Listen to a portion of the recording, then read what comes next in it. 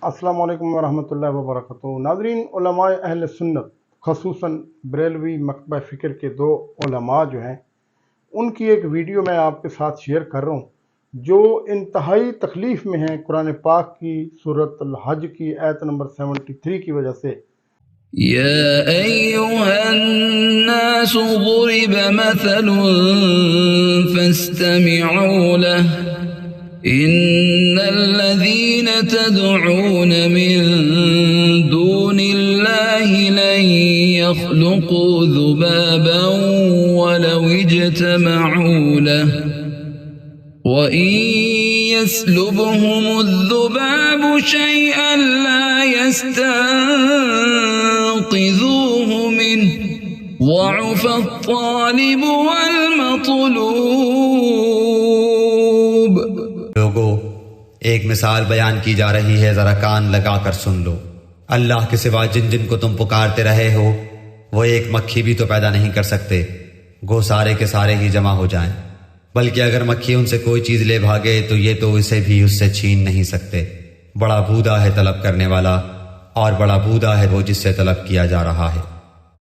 کہ وہ بہت تکلیف میں ہیں کہ یہ آیت ہمارے بزرگوں پہ لوگ فٹ کیوں کرتے ہیں، جبکہ یہ آیت تو بتوں کے بارے میں ہے۔ آپ ذرا ان دونوں علماء کی ویڈیو دیکھیں پہلے۔ اللہ فرما رہا ہے، او لوگو جنہیں تم پکارتے ہو یہ مکھی نہیں بنا سکتے۔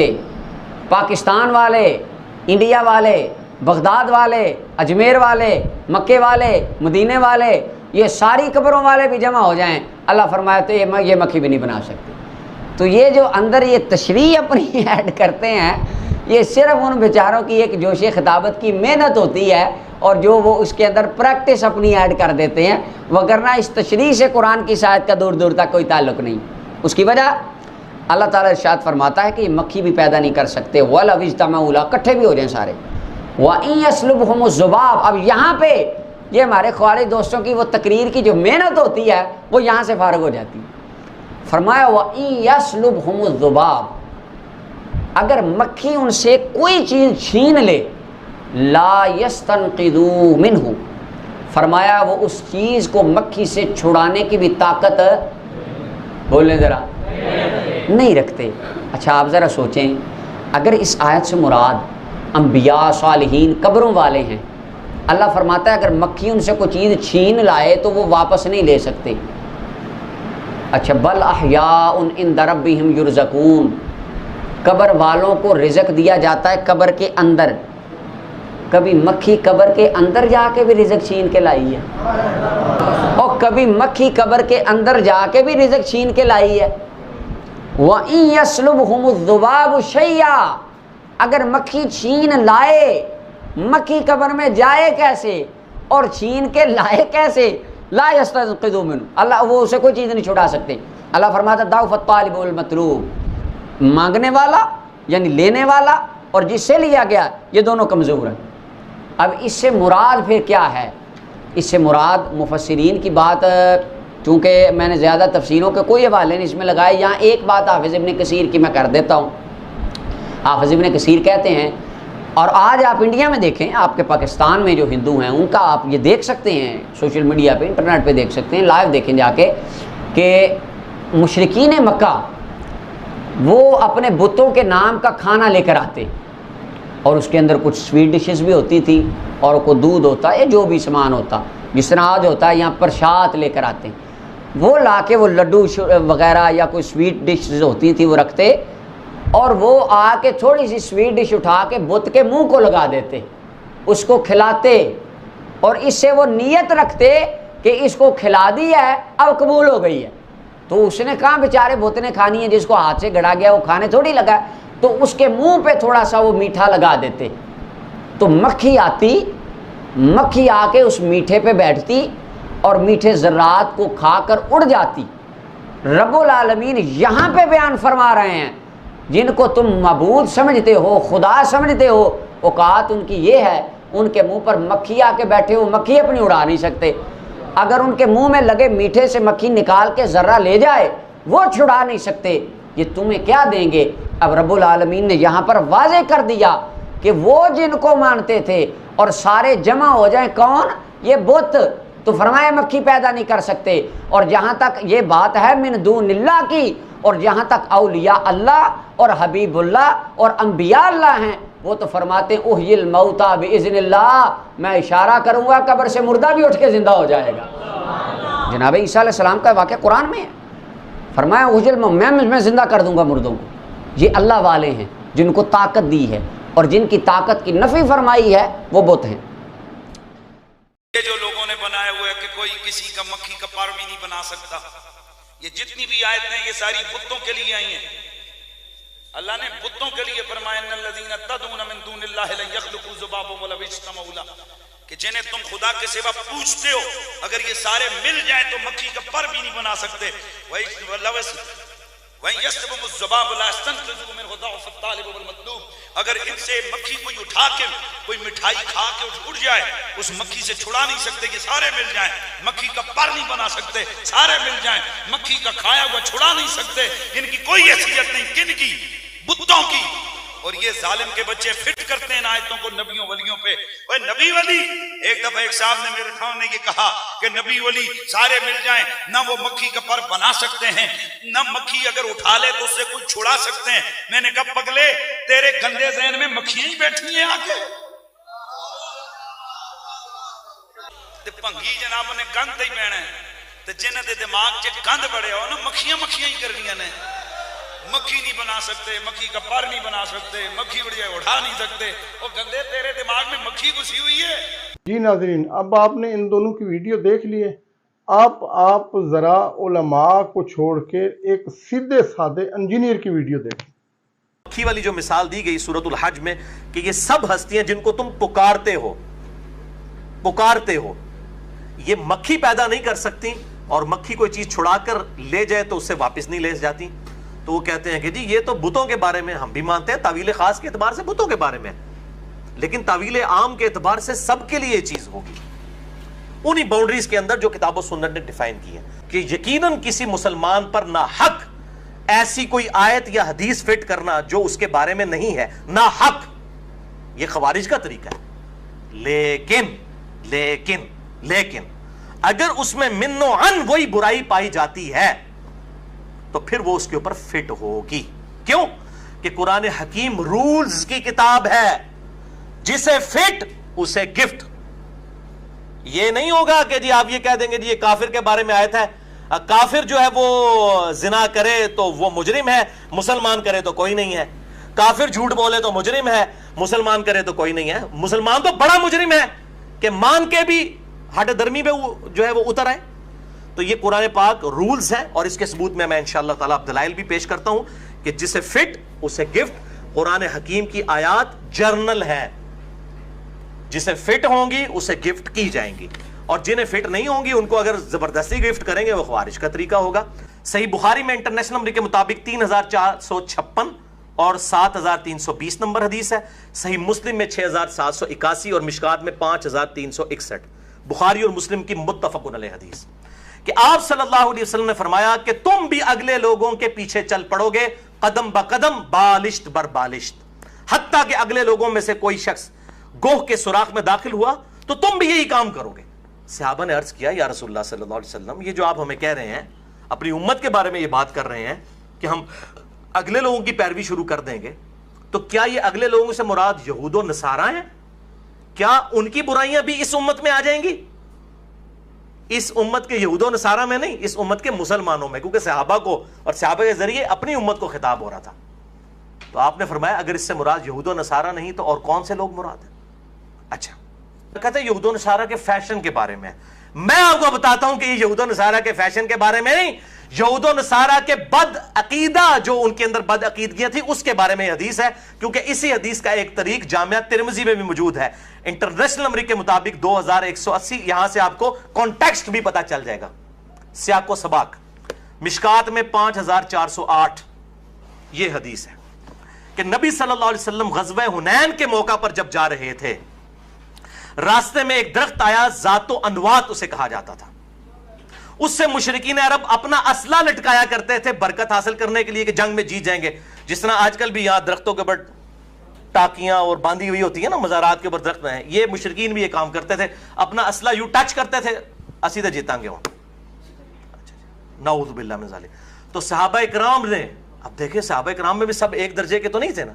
کچھ لوگوں نے کہا یا رسول اللہ آپ بھی ہمارے لیے کوئی درخت مقرر کر دیجئے کہ ہم اس سے برکت حاصل کر لیا کریں. آپ نے کہا سبحان اللہ. یہ تعجب کا کلمہ ہوتا تھا, سبحان اللہ, اللہ پاک ہے, یعنی اللہ کے بارے میں کیسا عقیدہ مجھے بنانے کو کہہ رہے ہو.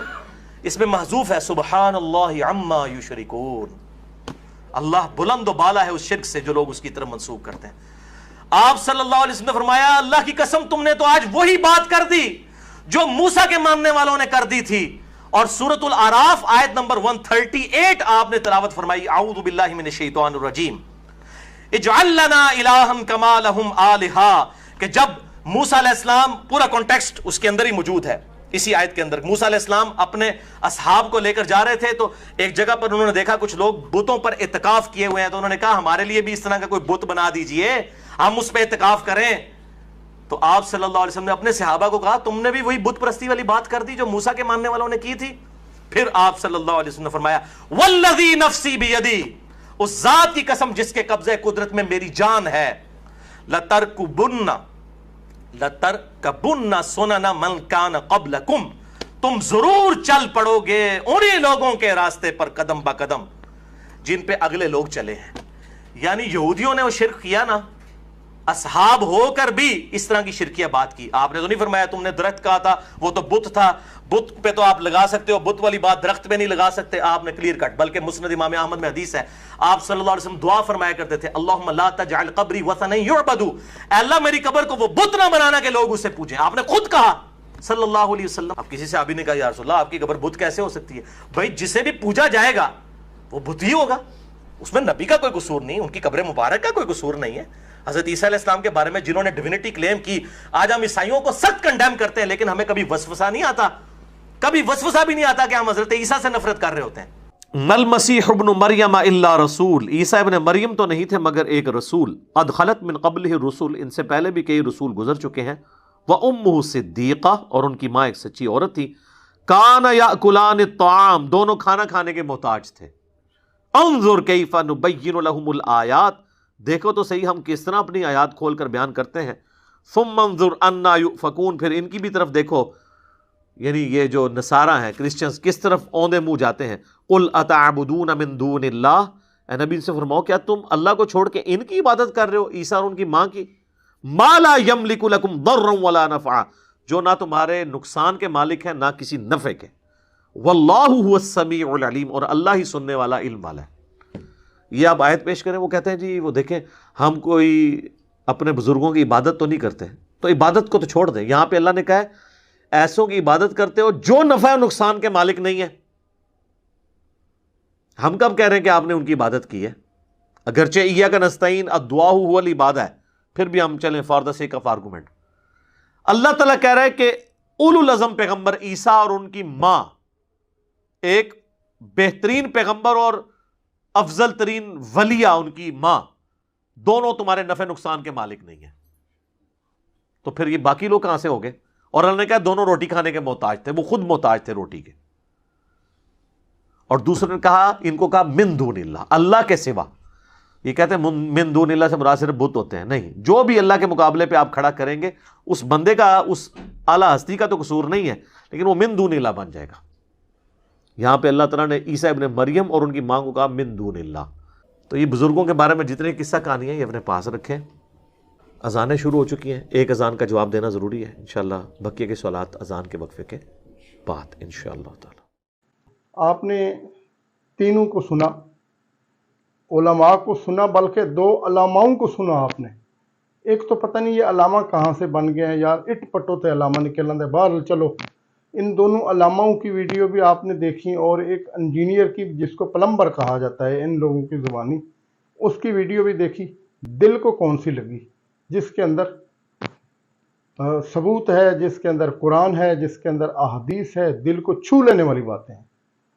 اور اس ایک بندے کی وجہ سے ہزاروں لوگوں کے عقیدے ٹھیک ہوئے ہیں, اور ان ہزاروں علماء کی وجہ سے کروڑوں لوگوں کے عقیدے برباد ہوئے ہیں, کیونکہ انہوں نے ہماری داڑیاں دھوپ کے اوپر سفید کروائی ہیں.